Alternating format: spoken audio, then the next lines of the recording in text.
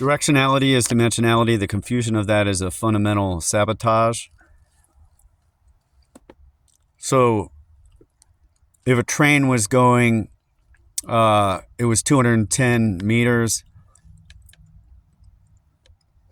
and the guy on it measures it stationary relative to him, and the person at the train station that he's blowing by knows its speed and multiplies the time of the front and the back of the train going by with that known speed, and then they get the length of 177 meters.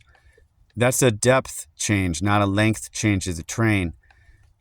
Directionality is dimensionality, and you can arbitrarily assign length, width, and depth to any angles if you'd like in a stationary train, but as soon as it's moving in a direction, that is depth transition and a length width curvature. So your depth changes, but not your length and width, and that is true.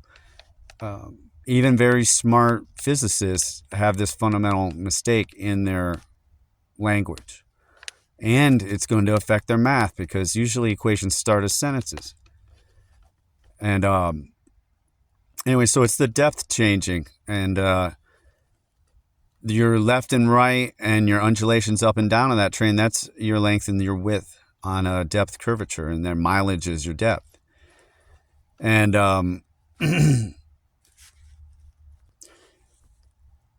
the depth is your z in the axis, referenced by xy, length and width, and the movement of space is time.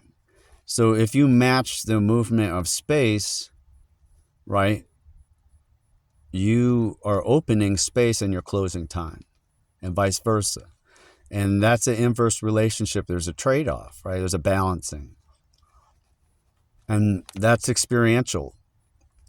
And it is not completely unrelated to the speed of light, but when light enters a black hole, isn't its speed altered? I don't think the speed of light, for one thing, is necessarily as constant, or the exact speed even proposed necessarily all the time. And also, there's different kinds of light. There's pre-star light, or source field light, that has no rate and is responsible for simultaneousness. But there's also different characters of light just through stars that could affect it, besides if the light is passing by or into a black hole, which could affect its rate.